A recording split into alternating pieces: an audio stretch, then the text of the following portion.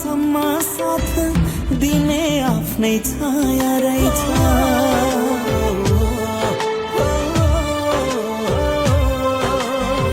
पाउनु मात्र के माया, गुमाउनु नि माया रहेछ।